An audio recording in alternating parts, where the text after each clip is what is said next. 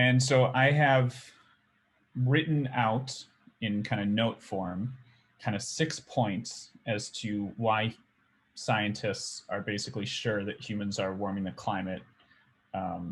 Why humans are warming the climate. And so this is the text of those 6 points. And so I'm just giving this to you up front, but I want to go through each one of these 6 individually. So I'll come back to this, but I'm going to go through each one individually. But first, I do want to talk a little bit about like the scientific method and how we come to understand anything that we understand in science. And so then I'll apply those themes to these points. So I'll come back to these points, so don't worry about that. So getting to the scientific method and our understanding of any phenomenon, there's a bunch of different kind of frameworks for thinking about the scientific method. The scientific method is not really one thing. If it was one thing, then everyone would know what it was, and we would just apply it to everything that we didn't understand, and we would just understand it, and then there would just be facts, and there'd be no controversy about anything. Unfortunately, it's not that simple. In reality, science works kind of more like a courtroom or something, where you have evidence on various sides, and you're weighing different pieces of evidence and trying to figure out what the best explanation for something is based on the evidence. But one kind of useful framework for thinking about understanding in science is using these 3 pillars for understanding. So one of those is observations. So in order to understand some phenomena like warming, we should observe that it's warming, right? So you need observations of something kind of out in nature, out in the real world. And that is often what inspires questions as to how it works in the first place. So observations are kind of one of our pillars of science. And so that should be something that that should be very much integrated into our 6 points of why scientists think that humans are warming the climate. Then there's basic theory. So basic theory is just that you have some type of a coherent explanation for the phenomenon that you're talking about. So in the case of warming, basic theory would be essentially greenhouse theory or greenhouse induced warming. So theory is kind of it's a confusing word because we use it colloquially for different things. Like oftentimes we'll use the word theory to mean just kind of a random guess that I have. And then, people might say, oh, that's not a fact, that's a theory or something like that. And it's hard to articulate exactly what a theory is in science because it's really neither of those things. It's not like you have some kind of immature explanation and then all of a sudden it graduates to a theory and congratulations, you have a theory, like now it's a fact. So it's not like that, but it's also not just a random guess either. It's like it is a coherent explanation for something, but a theory can absolutely be wrong.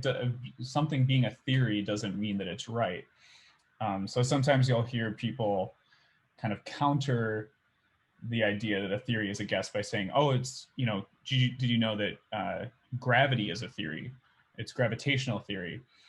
But that's a little bit misleading, I think, because it's not, the theory of gravity is the explanation for why gravity behaves the way that it behaves. It's not that gravity exists. That's not the theory of gravity. So you can have a theory of gravity that explains why gravity behaves the way it explains, and your theory can be wrong. So Newton had a theory of gravity, which works in most situations. And then it turned out that Einstein's theory of gravity worked in more situations. So it kind of showed that Newton's theory of gravity was probably wrong on some fundamental level, but we can still use it for a lot of situations. And Einstein's theory of gravity is probably closer to reality. So the idea here is just that a theory is a framework for understanding something. It kind of puts together evidence in different, in kind of one coherent way to explain the phenomena. And I have basic here as in kind of like you can kind of explain it in a few points or a few equations. So that's another pillar. The theories can never be proved right, but they can be proved wrong. So you can see some observation that totally counters the theory and proves it wrong. But it can't be proved right because you never know what the next observation will show. I would say that a theory is not necessarily the best guess because you can have competing theories. So it's not like there's one theory for everything, and that's the current best guess. So we currently have the germ theory of disease, where we think diseases are communicated between people through bacteria and viruses, and that's the scientific consensus, of course. But there used to be the witch theory of disease, right? That like people got diseases because they angered someone that cast a spell on them, right? So that would be, it's not that that's not a theory, that is a theory, but it can be proven wrong with observations and experiments and things like that. So anyway, theory is a pillar of our understanding in science. And then a third pillar that often gets put on here is experimentation. So experimentation and observations can kind of be amorphous as to which is which, but like in this case, we're kind of thinking of observations as just out in the real world where it's hard to manipulate the conditions. It's just kind of some phenomena that you observe, where an experiment is something that you can manipulate the conditions on. So you can kind of change something and then see how something else changes and hopefully use that to better understand what you're looking at. And then something that kind of comes up on top of all of these is modeling. And so this is really important in climate science. It's less important in some other sciences, but modeling kind of puts all of these things together in this case, I'm talking about like mathematical models run on computers.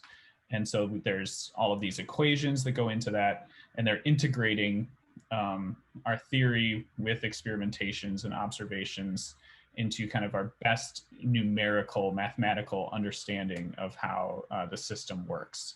And so we talk about using climate models a lot in climate science that do that. And so they're like hundreds of millions of lines of code.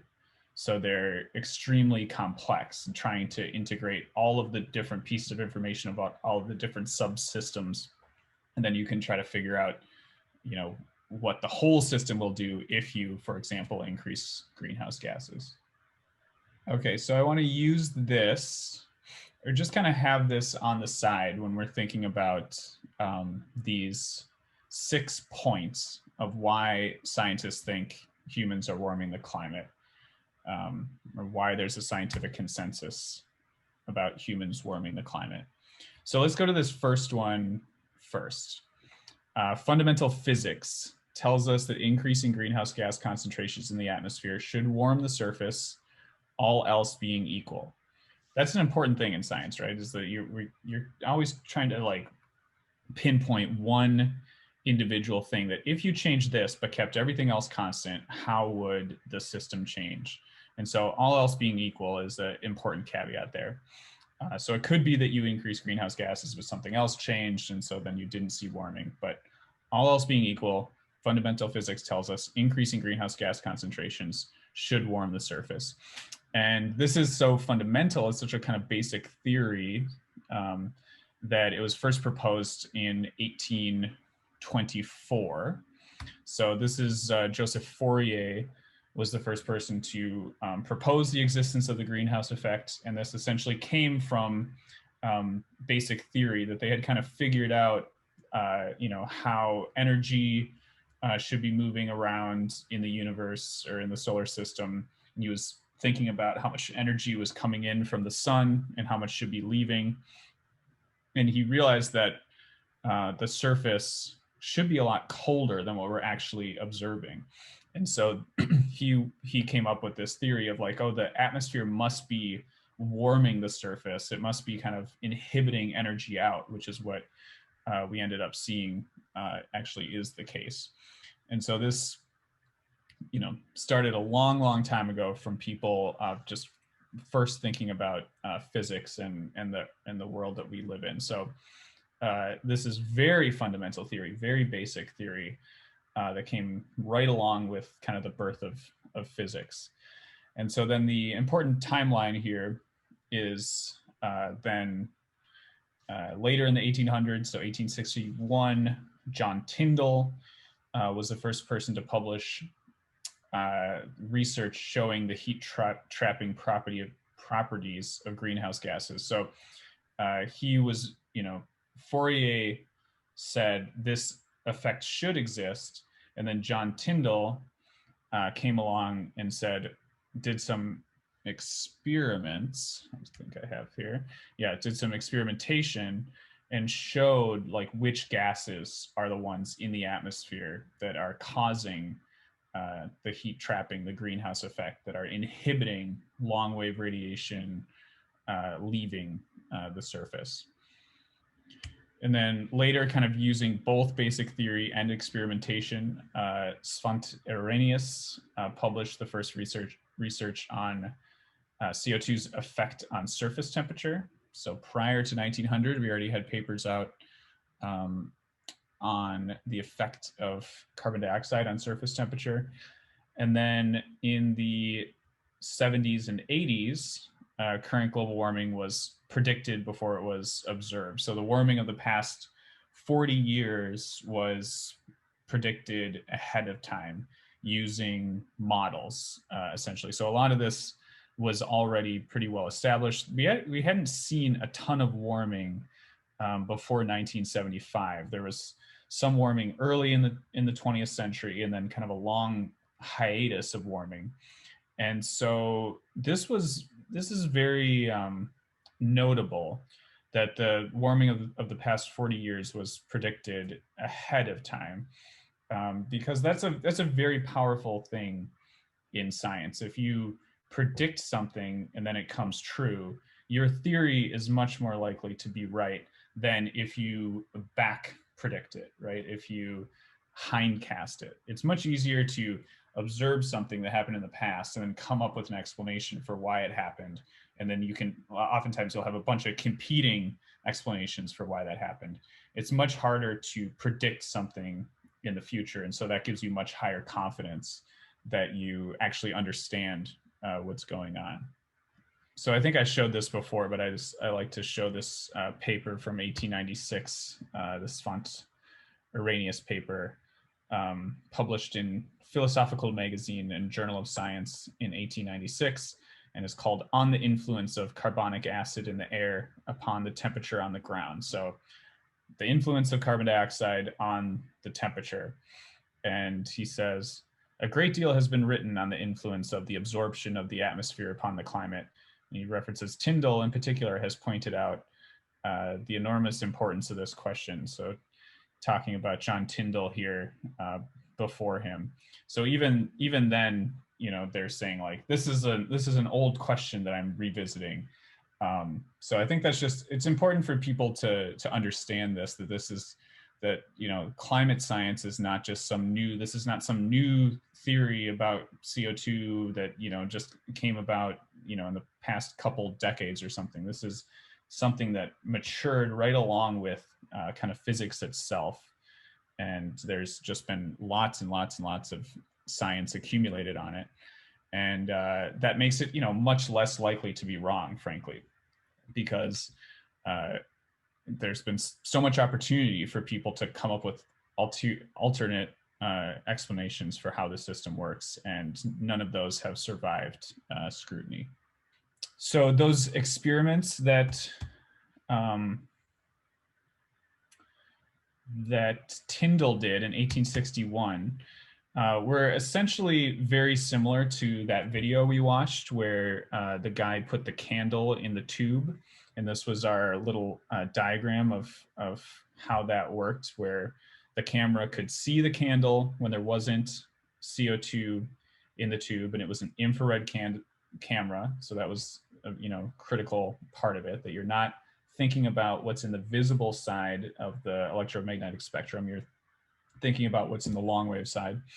And when you put CO2 in the tube, the candle disappears. So the long wave radiation coming from the candle disappears. It's not reaching the camera. And so that's just showing that CO2 is absorbing and re-emitting that. And so that's an important experiment that you can conduct. Anyone can conduct at any time, just showing that this is a real phenomenon and not just some theorized phenomenon. So just demonstrably true. So that kind of summarizes this first point. Fundamental physics of the greenhouse effect is our first kind of foundation for why scientists think that humans are warming the climate. So then we have the fundamental physics of the greenhouse effect. And then on top of that, we have humans have increased the concentration of greenhouse gases in the atmosphere. And so we know that CO2 concentrations were nearly constant for thousands of years, but now have increased by approximately 50% since the Industrial Revolution. So we've seen graphs like this. So this kind of falls into observations. This is our graph of annual CO2 emissions, the amount of CO2 going into the atmosphere every single year. 35 gigatons of CO2 per year at the end of this chart in 2017. So every single year, an additional 35 gigatons of CO2 going into the atmosphere. And big surprise, we actually can measure the amount of CO2 in the atmosphere going up and spiking right along as we've put more into the atmosphere. So this is exactly what we would expect. And of course, we see less in the atmosphere than we're actually putting in, because some of it's going into the ocean and going back into the plants on the land, so the terrestrial biosphere. So that's number two. Humans have increased the concentration of greenhouse gases. Okay, so three, we have observed an increase in global average temperature that's basically in line with what we would expect given the increase in greenhouse gas concentrations and the first law of thermodynamics, which we spent a long time talking about. That's energy in minus energy out divided by heat capacity. So that's how you would, convert a change in energy to a change in temperature. And so we've seen a warming right in line with what we would expect with that. And also, I mentioned last time, there's these negative radiative forcings we have to take into account as well to get our calculation of temperature. So we have to think about that. We've also kind of increased air pollution from sulfate aerosols, for example, which cancel out some of the warming from greenhouse gases. So that also has to be put into our calculation. But overall, the warming from greenhouse gases is larger than any kind of cancellation effect from the sulfate aerosols. And so on net, we see warming. And this is what we spent Tuesday talking about, going through all of the different pieces of evidence of warming kind of one by one. And so we saw that we could measure the Earth getting warmer from thermometers on the surface. So that's, where is that? So air temperature near the surface, troposphere. So that's often, oh yeah, temperature over land. So that's probably the closest one. So temperature over land increasing would be the thermometers that have been on the land since the 1800s. And then we also measure the atmospheric temperature increasing from weather balloons and satellites. We can measure sea surface temperature increasing from ships and buoys and floats. We measure sea level increasing from tide gauges and from satellites. We've seen all of the cryosphere change in essentially the same direction towards melting. So melting sea ice, which we measure from satellites, melting ice sheets, which we measure from satellites, melting glaciers, which are from satellites, as well as people just paying attention to where the glaciers end, lower in elevation, and then other measurements as well, like changes in where species are living, migrating poleward and upward, things like that. So everything that we look at, that we have long data sets for, points in the same direction of warming. So this is right in line with what we would expect given increases in greenhouse gases.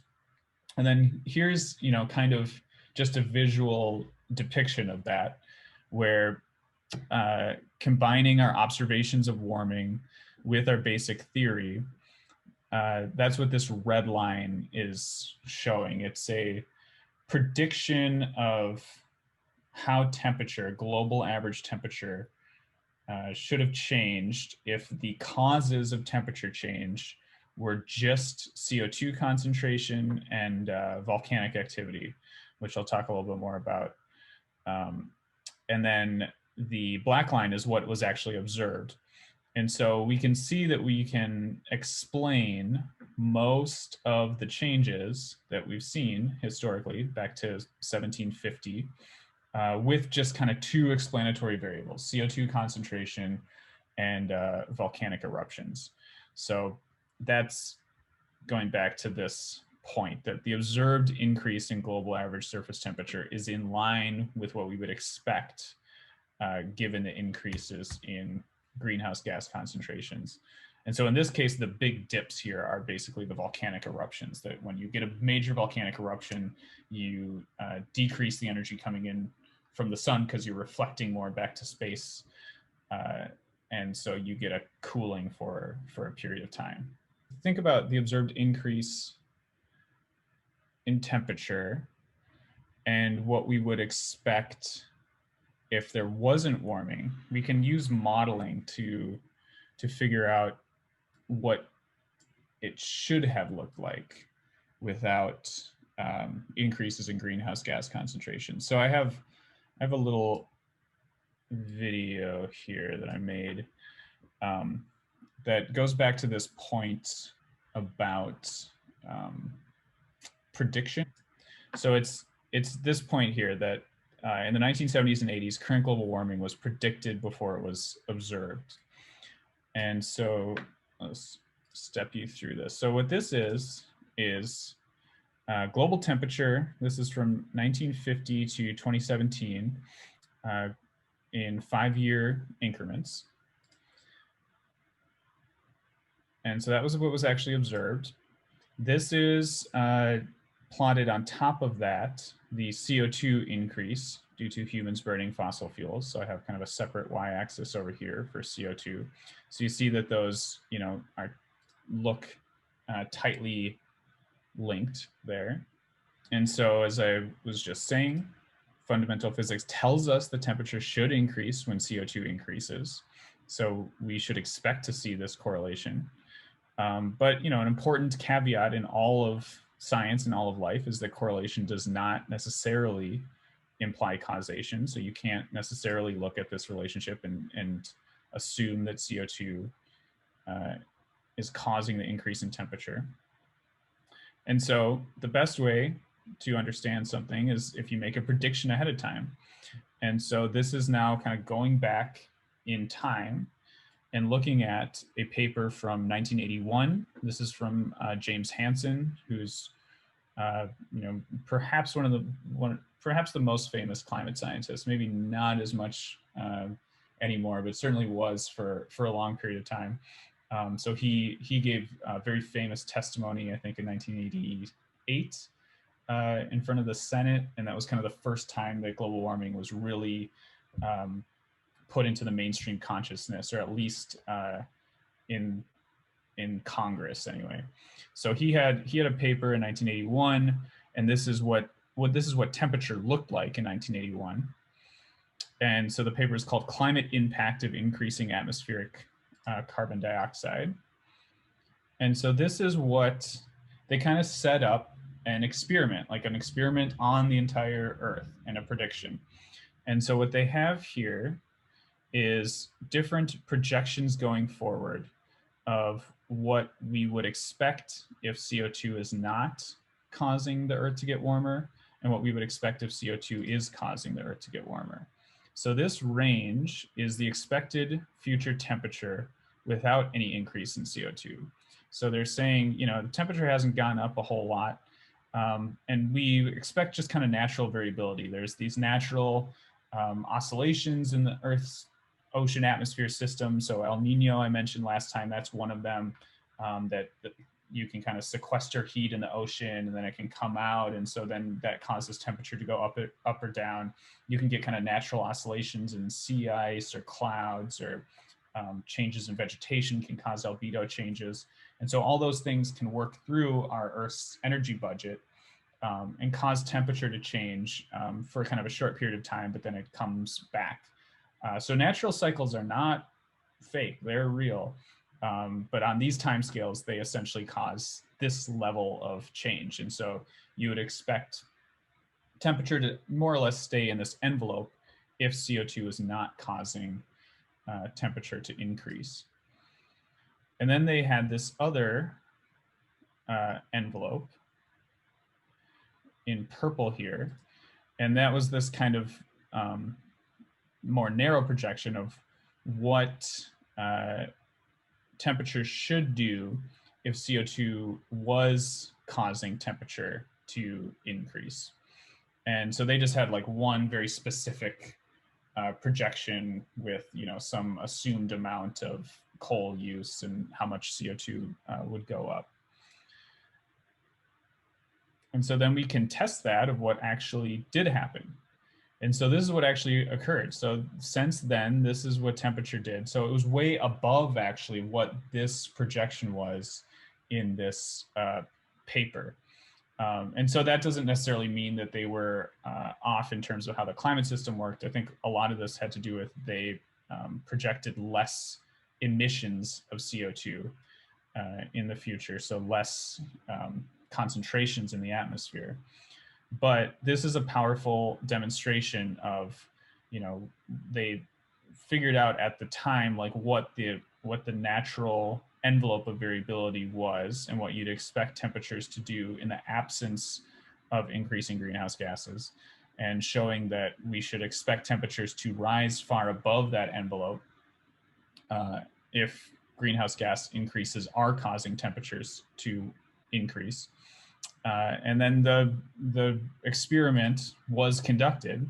We did emit many more greenhouse gases, and we did see then an increase in temperature, even more than what was projected. So that is further powerful evidence that greenhouse gases are warming the global average temperature.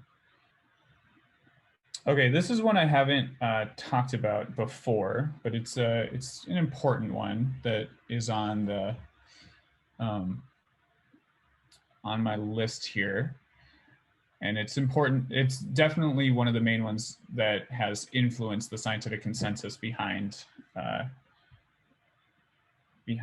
the idea that humans are warming the climate, and that is the spatial uniformity of the warming. So I'll tell you what that means in a second, is what we would expect from a spatially uniform forcing, like increases in the concentrations of well-mixed greenhouse gases like CO2. So spatial uniformity means, you know, global warming, right? We don't have a situation where just one continent like North America is warming and Australia is cooling, and South America is not changing or whatever. It's like we basically see the whole world warming. It's very spatially uniform warming. And that goes along with what we'd expect for a spatially uniform forcing. This is a radiative forcing. like CO2, because CO2 is also, we call it a well-mixed greenhouse gas because it mixes around in the atmosphere very well. And so what we emit in the United States goes globally. What is emitted in Europe goes globally. Everyone's emissions are mixed globally. And so if that type of thing is what is causing the warming, then we should see warming globally. And so that is essentially what we do see. So this is the change in temperature from 1880 to 2018, just mapped in terms of, I think these are local trends. And so we see some, variation. This is, since it goes back to 1880, there's not observations right at the North Pole and over Antarctica yet. And we see some non-uniformity. So basically the high latitudes warm faster or warming more than near the equator. The continents are warming more than the oceans. But overall, we have essentially a global warming, except for this warming hole in the North Atlantic. And we think that is probably a ocean circulation change there, which we might do a whole lecture on probably next semester. But it may be the case that there's a major ocean circulation that exists there called the meridional overturning circulation. And that might be slowing down and causing less heat to be transported into the North Atlantic, partially because of ice melt from Greenland. And that could be causing that local lack of warming or cooling in that location. But other than that, we have this very spatially uniform warming. So that's definitely falls in line with our explanation of it being well-mixed greenhouse gases that are causing it. And then we also have uniformity kind of in the vertical. So I'm showing that by showing the global average temperature in the atmosphere. So from the 1850s to 2020, so warming in the atmosphere. And then also warming in the ocean. So that means, I'm talking about in the vertical because the atmosphere sits above the ocean. So both of these things are warming at the same time. And so that means that the warming is not some weird exchange of energy between the atmosphere and the ocean. Like, so you could imagine, like maybe it warms because the ocean lost a bunch of heat to the atmosphere. And so we measure the atmosphere getting warmer, but the ocean's getting colder. And so we're conserving energy. And it's, it was some weird ocean circulation change or something that did that. But the fact that they're both warming at the same time indicates that the source of additional energy has to be coming from the top of the atmosphere. It has to be one of our energy imbalance terms at the top of the atmosphere, either that outgoing long wave radiation, the reflected solar radiation, or the energy coming in from the sun. And then that's causing the entire system to accumulate energy over this time period. So this is exactly what we would expect from increasing greenhouse gases causing this, because you're inhibiting energy out. The entire system is accumulating energy, which is manifested in temperature increases all over the surface of the planet and in the atmosphere and in the ocean. So if it was, something like ocean circulation changed sea ice in the North Atlantic, and that caused the warming, we wouldn't expect to see the whole globe warm. We would expect to see very kind of localized warming in one place and then maybe not much change elsewhere. So again, very much in line with what we would expect with greenhouse gas warming.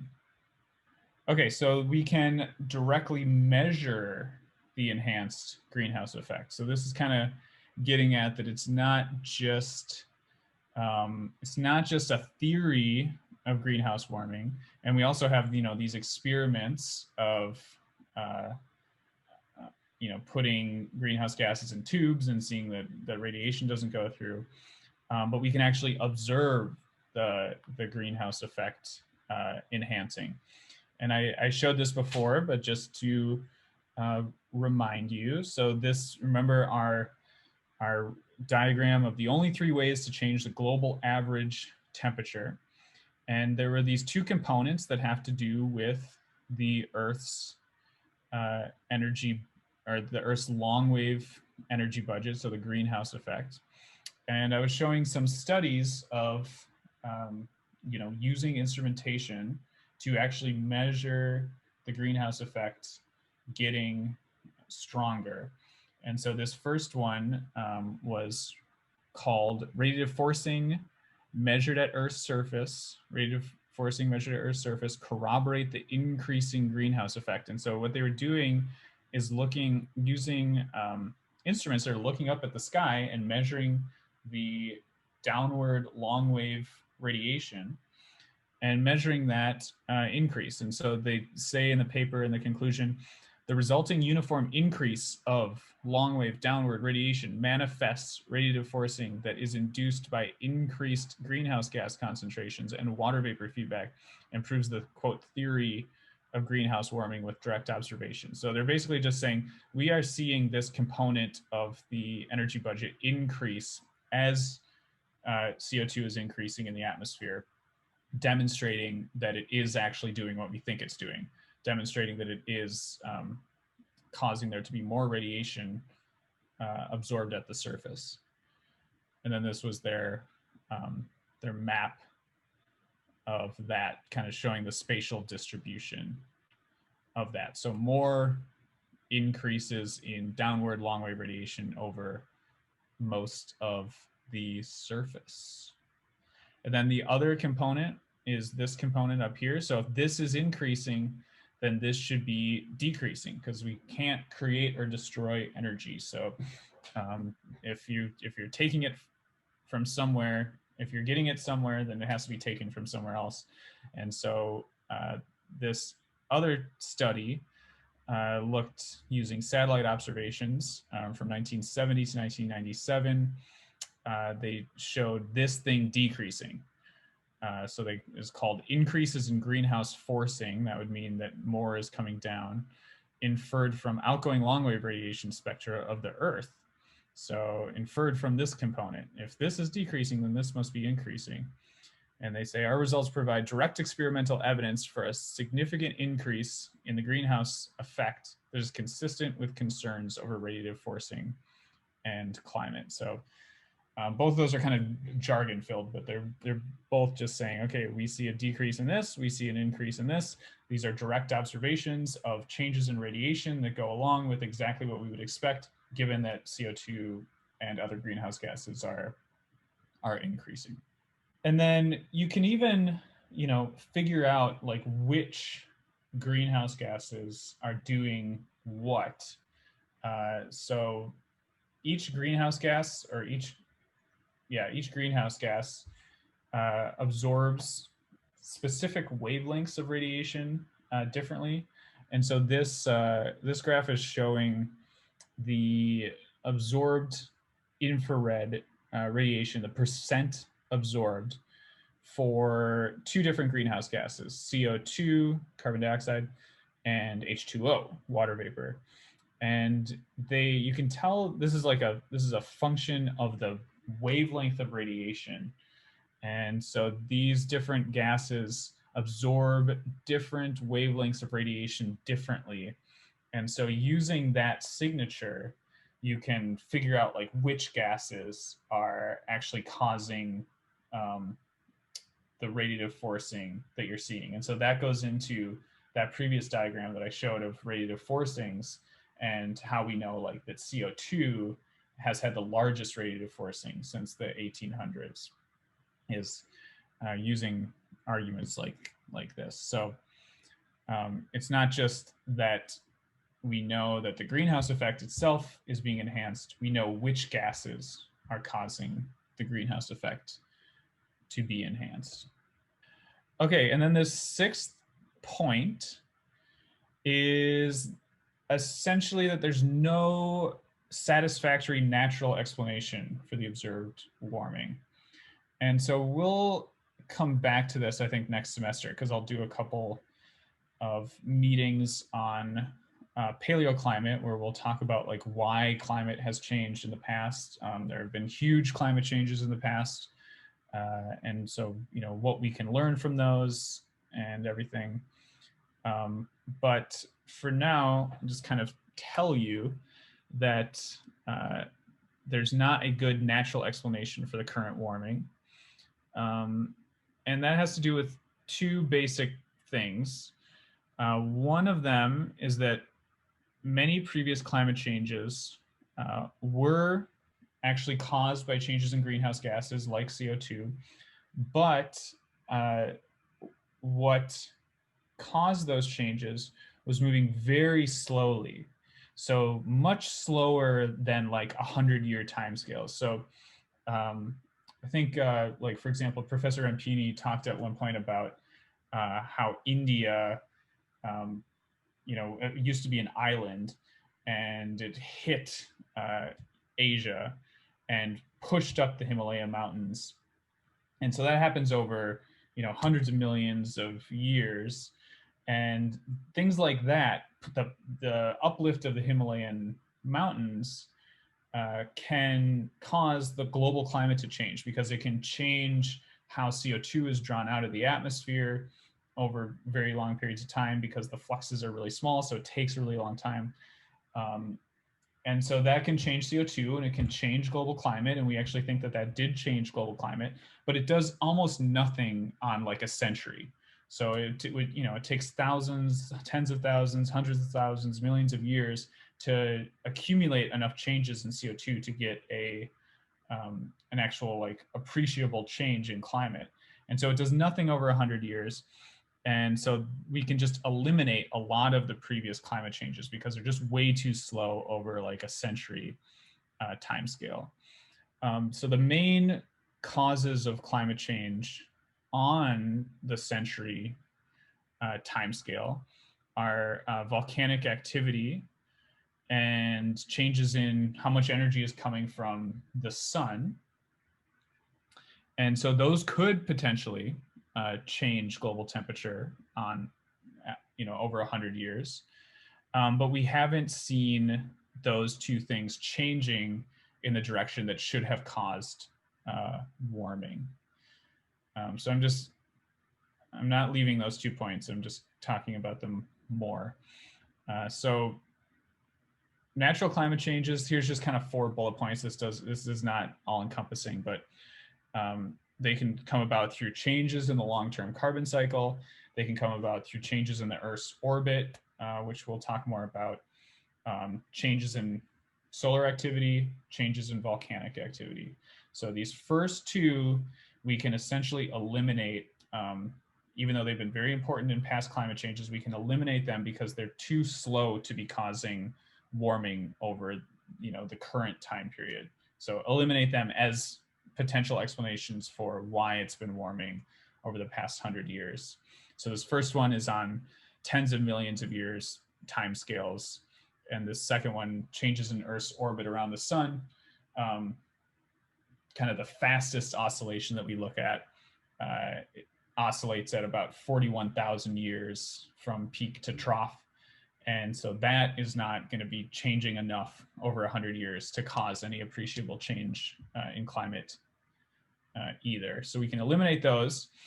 But we do have to think a little bit more carefully about changes in solar activity as a possible explanation for current warming, and changes in volcanic activity, because those cannot be eliminated just based on their time scale. They do affect climate on 100-year time scales. And we use modeling to get at that. And so I showed you this 2 lectures ago, that we have to use these global climate models to get at counterfactuals, at what would have happened if, you know, there wasn't increases in greenhouse gases. And so we saw this before, that if you just put into a climate model from, this is now global temperature again from 1880 to 2005, if you just put in the change in solar radiation, that we have observed over that time period. And we have like really good observations since 1979 when we've had satellites looking at the sun. And prior to that, it's more uncertain because you have to reconstruct it based on sunspots that people have been recording for a long period of time. But we have a rough idea of how solar output has changed, and especially recently. And when you put that into a climate model and you have it calculate global temperature, you just can't get the warming that we've observed. So it's basically saying the sun has not changed enough, has not increased its output enough to cause the warming that we've observed. And then there's the volcanic activity that we can put in. And we saw this before as well. So this is what temperatures should have done if it was just volcanic activity. And volcanic activity causes these short-term cooling events. So this is Mount Agung. This is El Chichon eruption in 1982, and this is Mount Pinatubo in 1991. So Pinatubo is in the Philippines. El Chichon is in Mexico, and Agung is in Indonesia.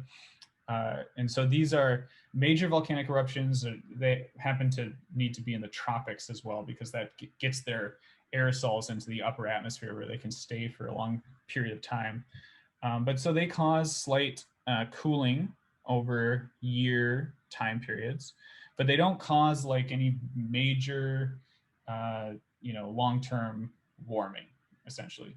And we saw in a previous graph that back in the 1800s, there were also very big eruptions that we think caused pretty big global cooling events back then. But once those aerosols fall out of the atmosphere, which is after a couple years, temperature basically recovers to where it would have been before.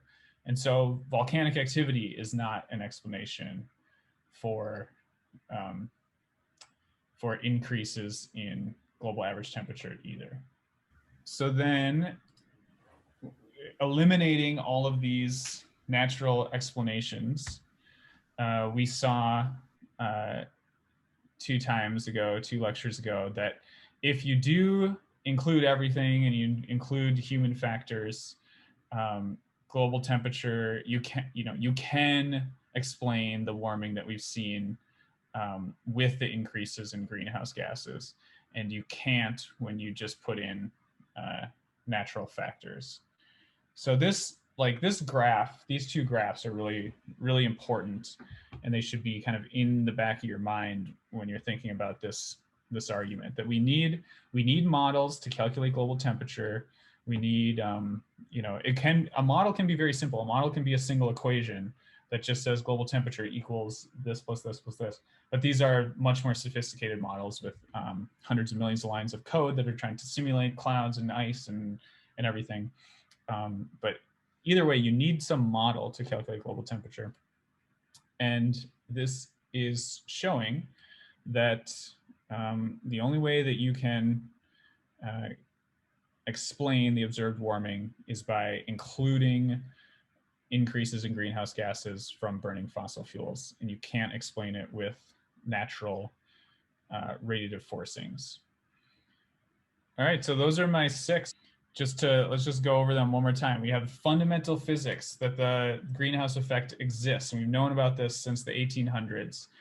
We know that humans are increasing greenhouse gas concentrations in the atmosphere. It's just obvious from what we're doing, and we can measure the concentration increasing. We can then measure that the surface temperature is increasing, which is exactly what we would expect given the fundamental physics and given the increases in greenhouse gas concentrations. The warming is this character that we would expect. It's spatial uniform. It's kind of warming globally. The atmosphere is warming at the same time as the ocean, exactly what we would expect if it's from increases in greenhouse gases. We can measure the greenhouse effect increasing, so less outgoing long-wave radiation escaping to space, measured by satellites, more long-wave radiation coming back down to the surface, measured by surface instruments looking back up. And then when we study paleoclimate, when we study how the climate has changed in the past, we know why the climate has changed in the past in a lot of cases, or we have a pretty good idea why it's changed in a lot of cases. And we know that those things are not active on the current, over the last century. either they are mechanisms that are way too slow to be causing pronounced warming over a century, or in the case of changes in the sun and volcanic eruptions, they're not changing in the right direction to have caused, or they're not large enough to have caused the warming that we've seen.